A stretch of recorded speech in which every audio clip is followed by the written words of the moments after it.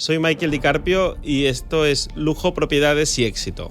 Las elecciones de Estados Unidos están marcando las noticias de los últimos días y hoy queremos en Lujo, Propiedades y Éxito hablar de Trump, el ganador de las elecciones, y cómo esto va a influir en el sector inmobiliario y en la economía española y local, ¿no?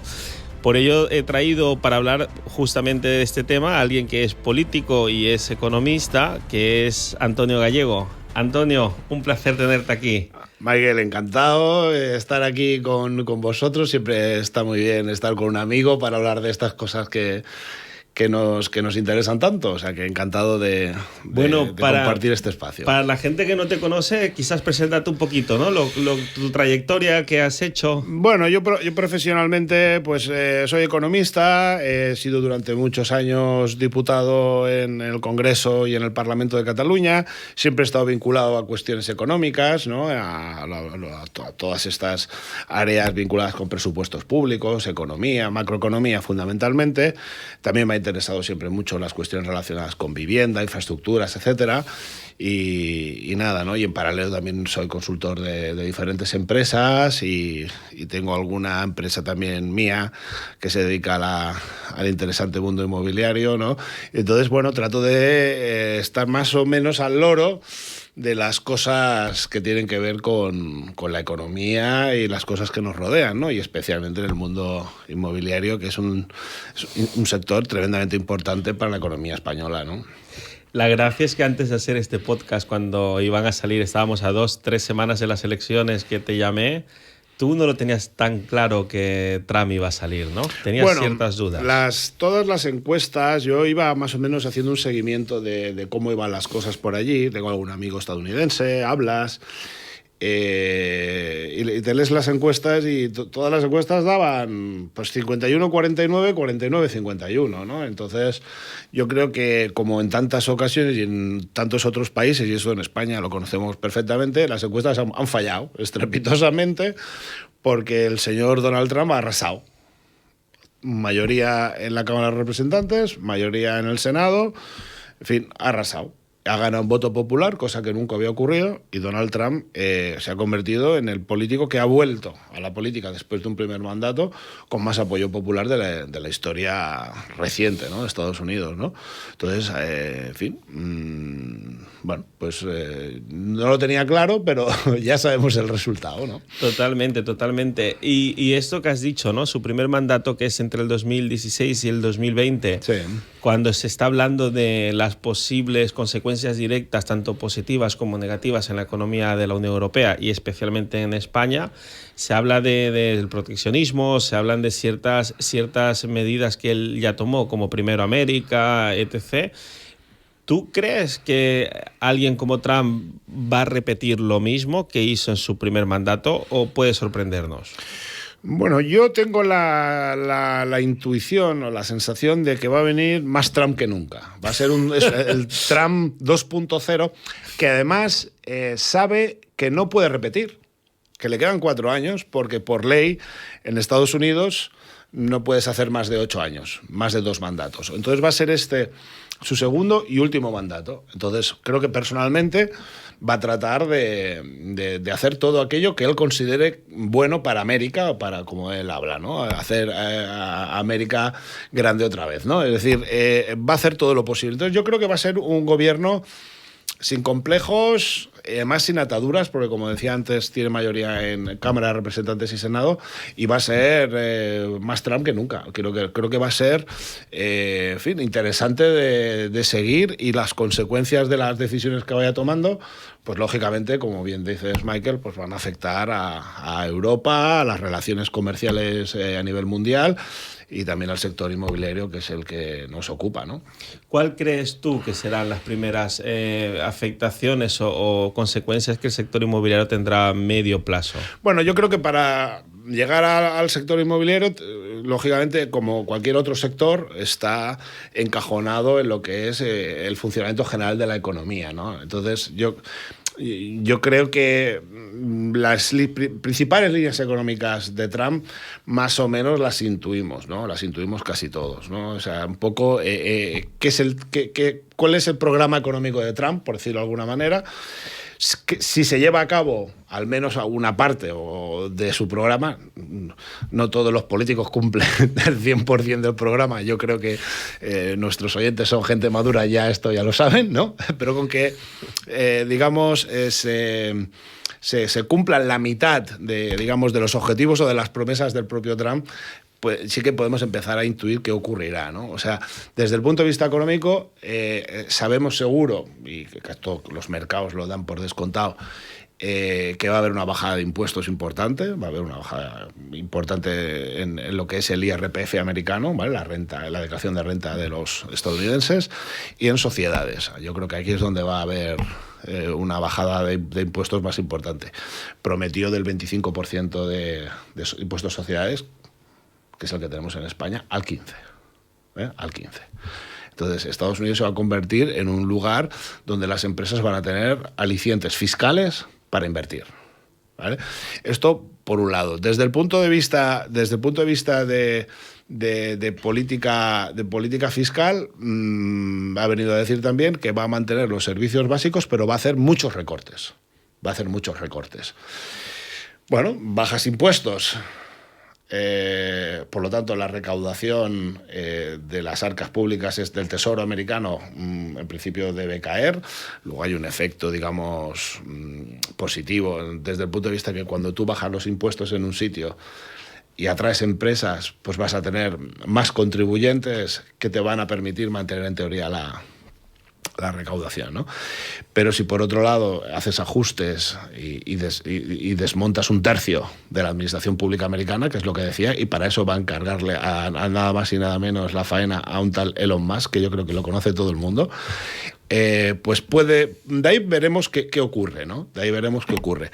Y yo creo que, y luego la tercera variable, que es la que yo creo que afecta muy claramente a Europa y es la que nosotros tenemos que vigilar de cerca, es la nueva política de aranceles, ¿no? El proteccionismo del que hace gala Trump, en términos económicos, se ve muy claro en elevar crear nuevos y elevar los que hay aranceles. Un arancel, bueno, todo el mundo supongo que sabe lo que es, pero es al final es un impuesto que paga la empresa que quiere vender en Estados Unidos, ¿no? Yo fabrico cacaolat, y quiero vender cacaolat en Minnesota.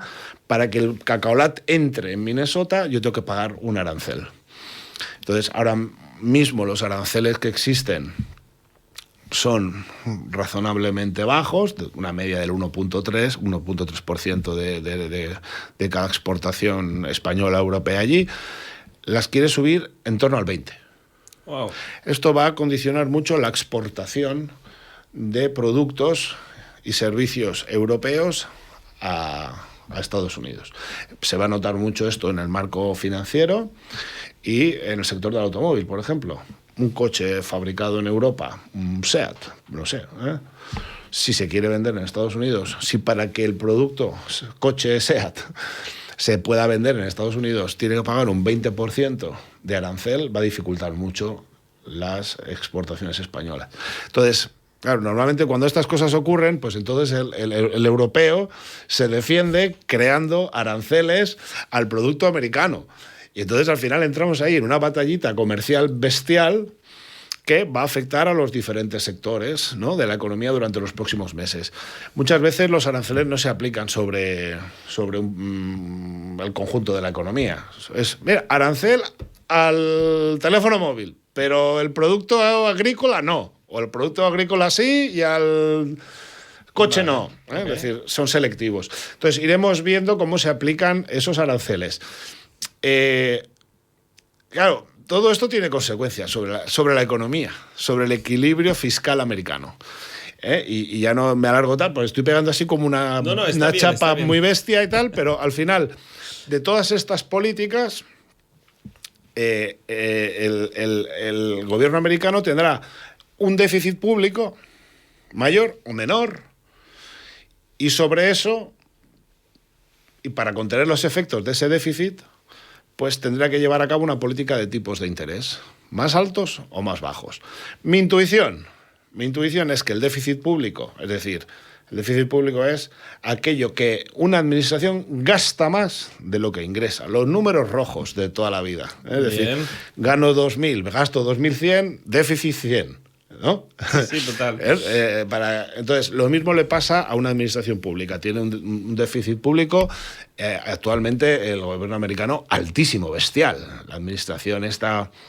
Biden no ha sido precisamente una gran amante del equilibrio presupuestario. Tiene más de en torno al 8% de déficit público. Eso es muy bestia. Y cuando tú... ¿En España cuánto estamos para hacernos una En España, 4. Ah, la mitad. La mitad, sí. Entonces, en Estados Unidos es altísimo. La deuda pública americana es la mayor del mundo, en términos absolutos, lógicamente, pero es que en términos relativos es del 118%. Es muy bestia también.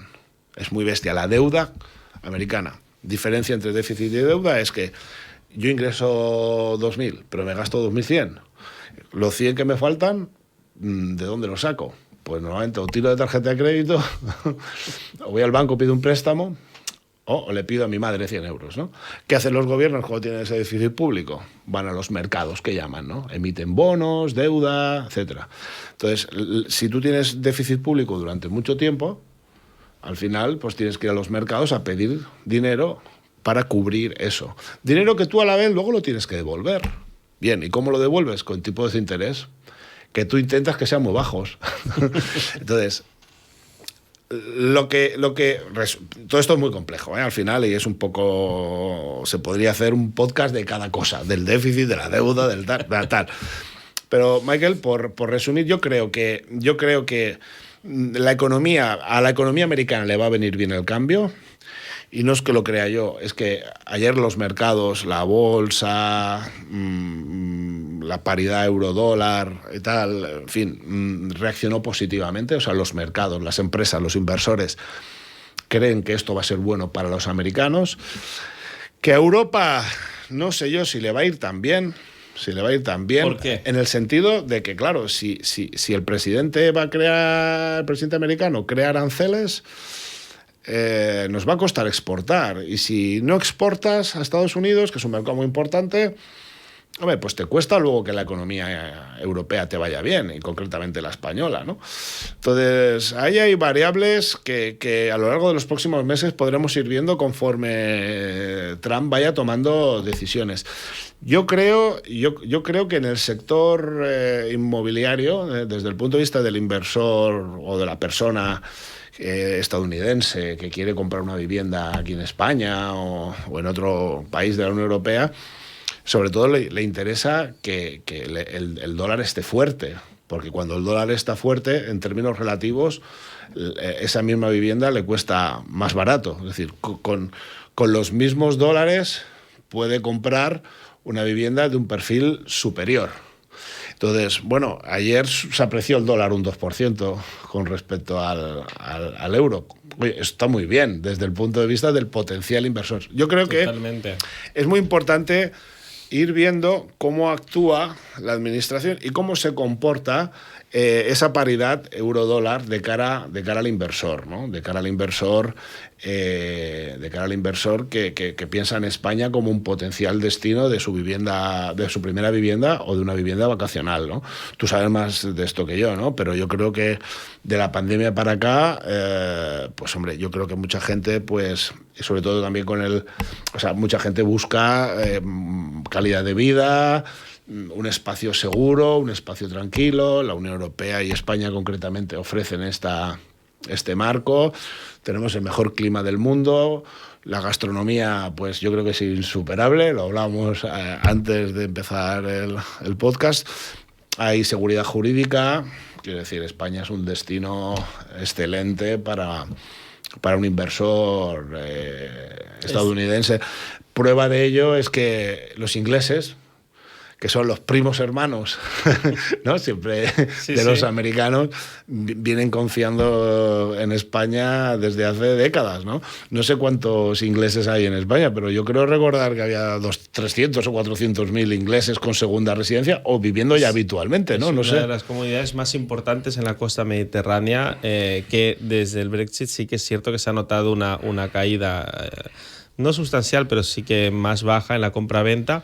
Pero hablando justamente de esto, una de las incertidumbres, por decirlo de alguna forma, en el sector inmobiliario se da en que los últimos 3 años, y con mayor fuerza los últimos 2, hemos visto cómo ha crecido el cliente norteamericano en toda la geografía española, desde la costa mediterránea hasta Galicia, ¿vale? En distintos puntos de España que tradicionalmente no son tan internacionales, hemos visto cómo ha crecido el cliente norteamericano. ¿Por qué? Por varios puntos que tú ya los has dicho, a pesar de que eres muy entendido en economía, también veo que en real estate bastante bien.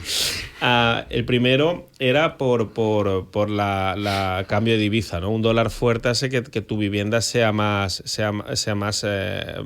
económico comprarlo. ¿Y tú crees que en esta línea lo vamos a mantener o que puede continuar?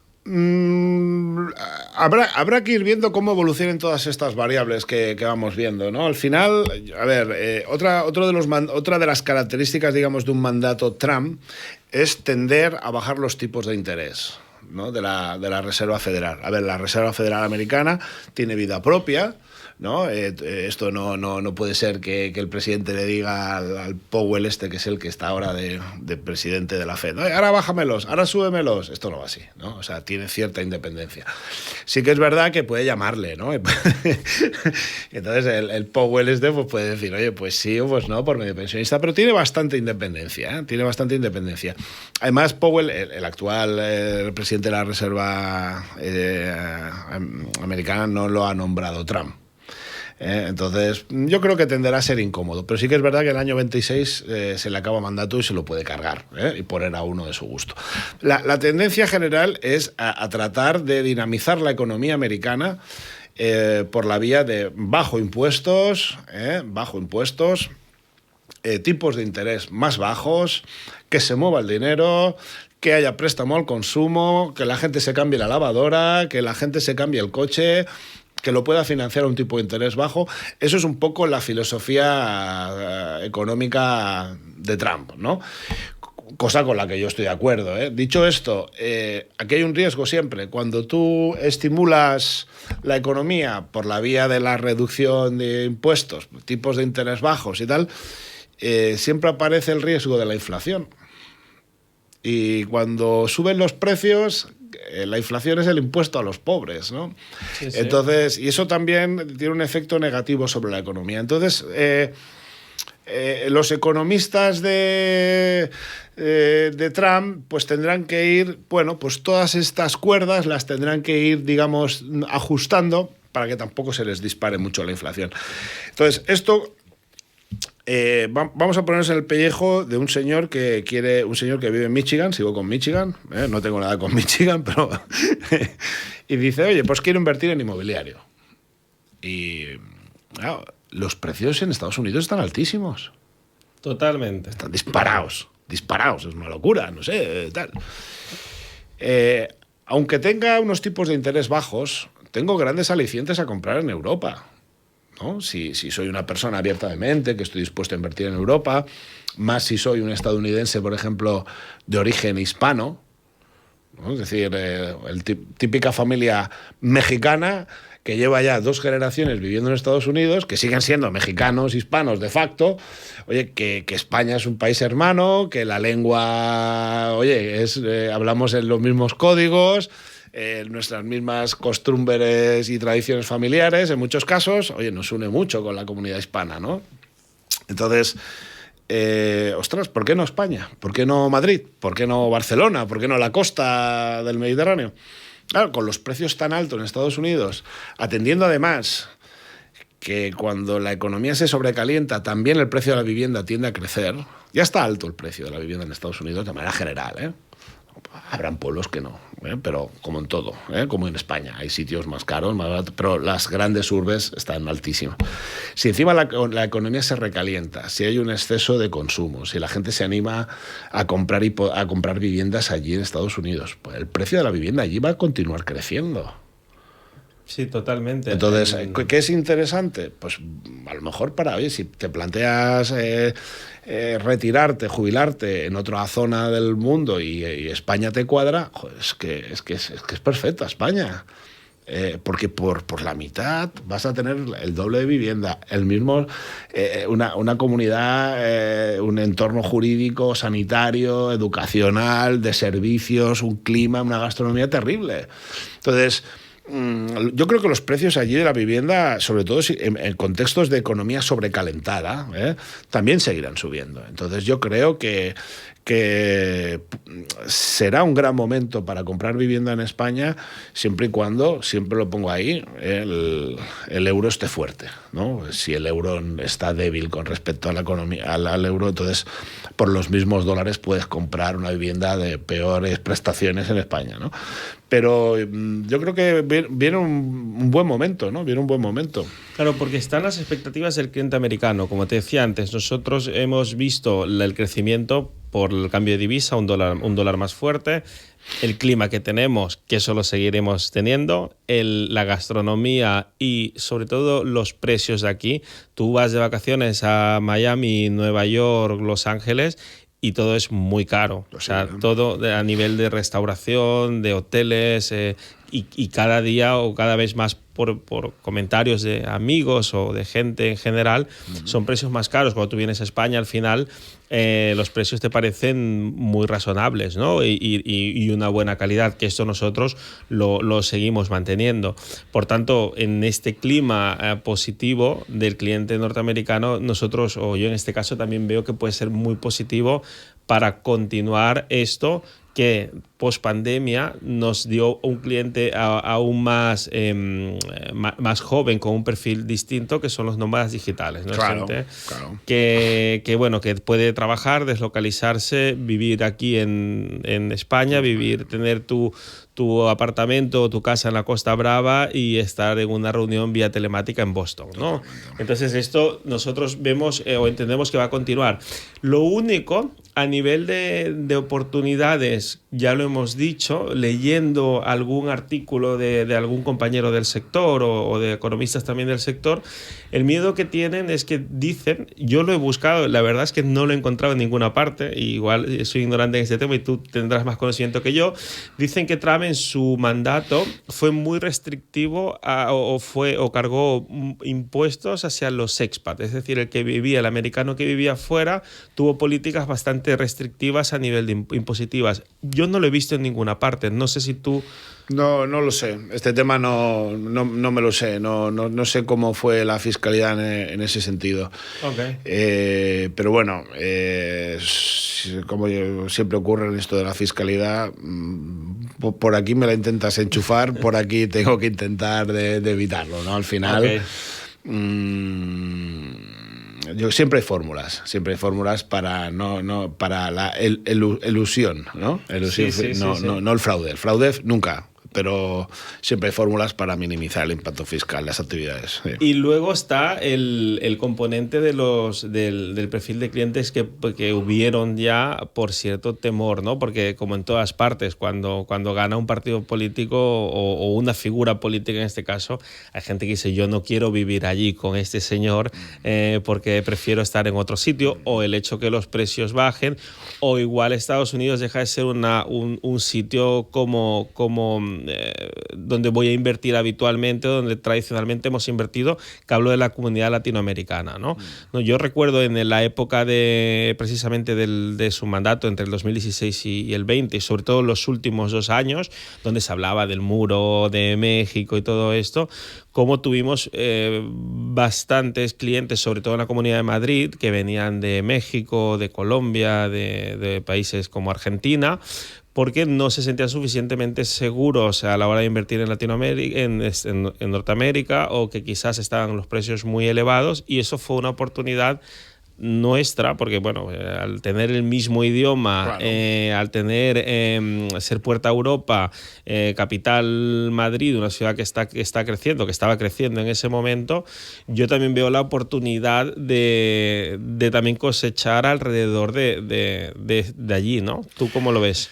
Sí, bueno, yo entiendo, ¿no? Puedo entender, ¿no? Que haya personas que digan, oye, mira, pues a mí este señor no me genera confianza o antipatía, o creo que va muy duro y muy bestia con las políticas de gestión de la inmigración, o creo que está estigmatizando a la comunidad hispana en este caso, y oye, mira, yo voy a buscar otro destino para forjar y desarrollar mi vida, ¿no? Y entonces parece razonable España, ¿no? Porque es un país, digamos, de primer orden, oye, que te ofrece seguridad jurídica y seguridad económica y te puede dar tranquilidad y puedes desarrollar tu vida aquí, ¿no?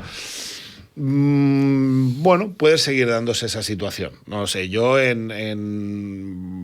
lo que sí que he visto en estas últimas elecciones es que Trump ha ganado en la comunidad hispana.